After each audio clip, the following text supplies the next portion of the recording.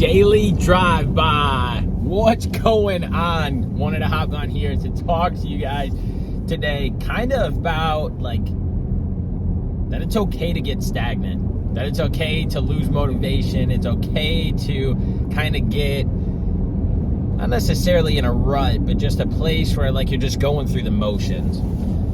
But with that has come a little bit of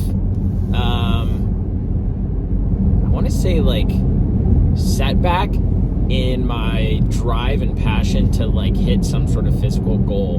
And I didn't know why it was, and I thought, like maybe it's because I haven't changed on my workout program, so I changed that up. Maybe it's because I'm not listening to music anymore in the gym and I'm listening to podcasts and audiobooks, so I changed that up. And I realized that it wasn't any of that. And so as I was exploring other options while we had our lifetime membership, I came to the conclusion that it is not that I don't like Lifetime, because it's a very nice facility, but what I don't like is the commercial gym setting. I like that grit and grunge and just that you go in there, you fucking put in the work and you leave. And so High Fitness that I went to prior to that, it had that feeling. It had that like warehouse vibe to it. You go in, people are clinking weights and they're getting their business done and they get up out of there.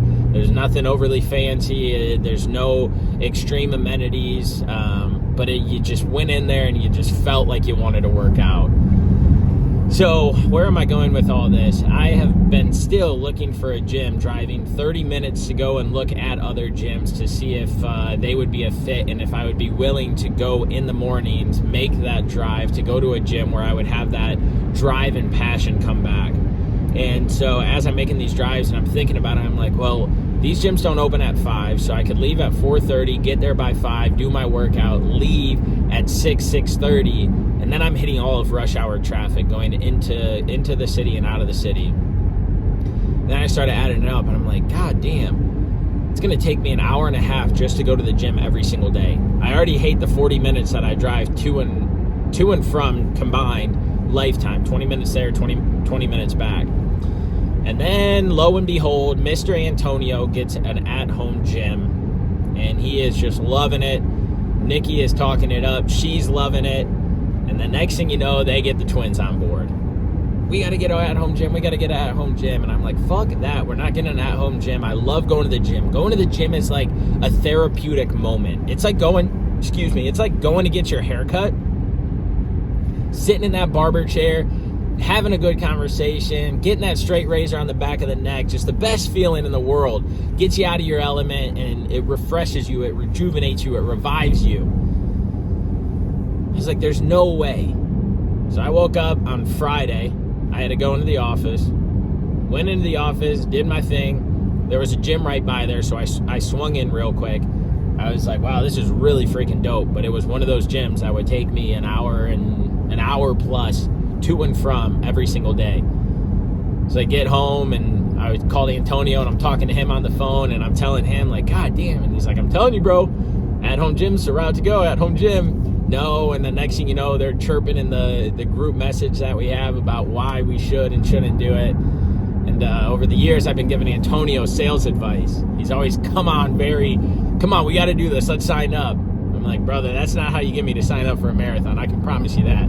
Get me out for a mile run, get me out for a 3-mile run, get me out for a whatever run and start building it up. Sign up for a 5K, then a 10K. I ain't going straight to a marathon. He played this one perfect. He mastered the sales technique because I'm excited. We just bought the equipment to make an at-home gym.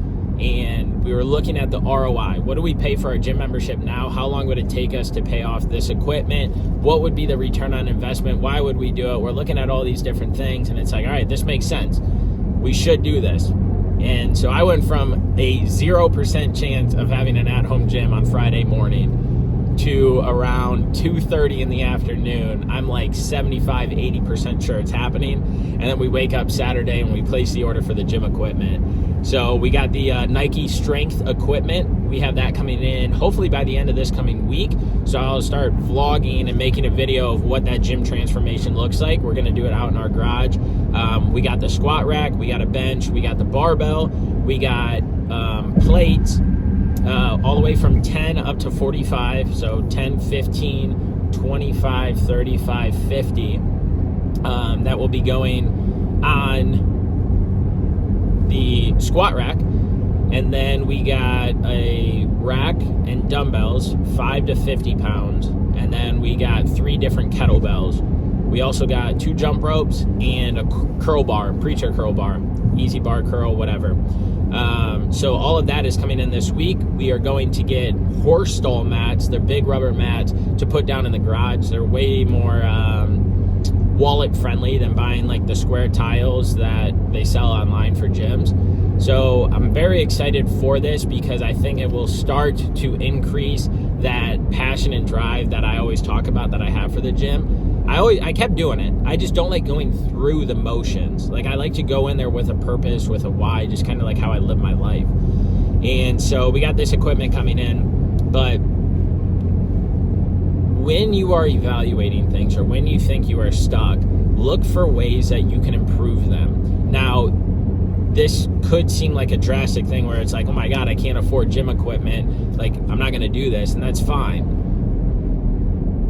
We want a lot more equipment than what we got, but what we got was the foundation. What we said, all right, this is what we would need in order for us to have a good, productive workout. And so we got the equipment that suits us for this time being, in hopes that, you know, a couple months from now, we expand those dumbbells to go up to 100 pounds. We get maybe an ab machine, maybe we get cables, like whatever that looks like, but we set a foundation. So there's a starting point. Now that we've done this, we can now expand on that. But what we have to first do is prove to ourselves that we're going to use it. I know a lot of people, and I'm sure you guys know a lot of fucking people that have a treadmill at home that sits there and collects clothes, or sits there and doesn't get used, collects dust.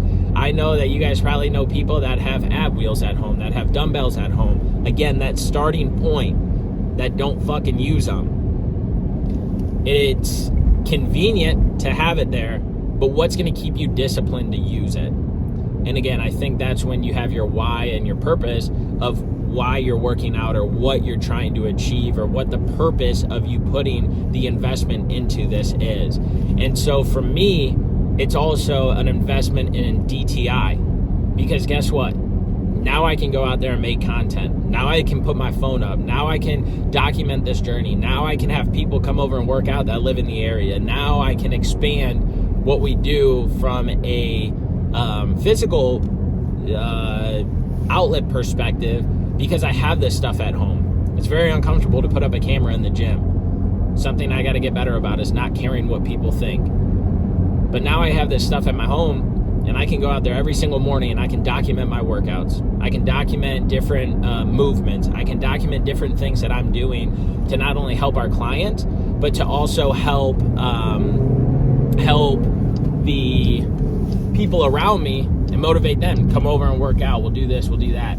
And so again, it's just a little stride. So I wanted to say that when you are feeling down, when you are feeling as if you're not having that same drive and passion that you once had, whether it's physically, whether it's mentally, whether it's spiritually, whether it's professionally, figure out something that you can do to make a step forward, and figure out how you can get that drive back. What once sparked that drive that you can incorporate into it now to bring that back. Because again, we all get to a point where it gets stale, where it gets stagnant. So what's going to keep us going? If you know what the purpose and the why is behind whatever you're trying to achieve, it's going to make it a lot easier.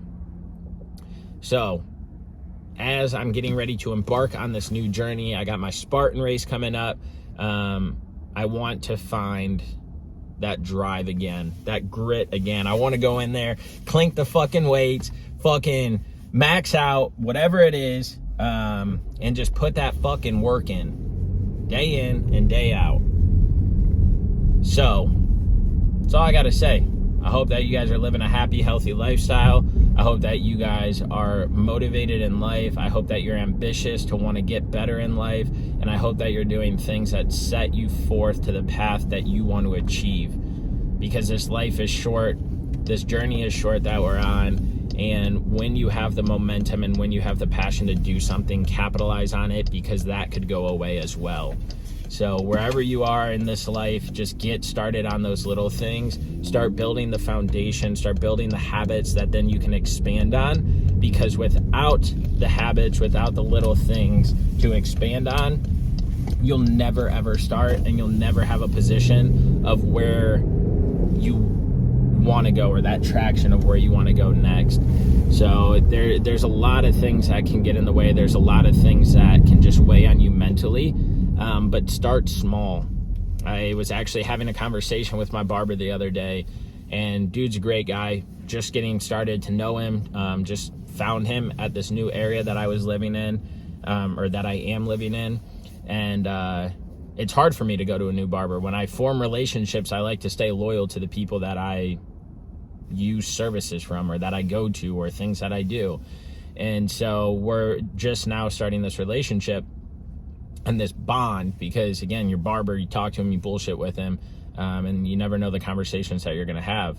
And I brought up, what I do on the side, DTI, and how I want that to be my full-time gig. And I was telling him what it is and the mission we have and the why behind it, and what I've kind of been through in life, to make me and Dylan want to partner on DTI, to impact as many people as we can. And as I was telling him my story, he started to open up a little bit. And it was really cool to see, and it is always cool to see, that no matter who I tell or how we talk about DTI, people always resonate with it. They understand it, they get it, they want to be a part of it. And everybody always has something they're working on. The main message from that conversation that we had was, man, everybody has a story. Everybody has something that they're struggling with. Everybody has something that they're going through something, but they don't like to talk about it. Especially guys. Guys don't want to be a part of it. They don't want to talk about it because there's this stipulation that you got to be a man, you got to hold it in, this and that. And I think we're at a point in this world, in society, where that's starting to change.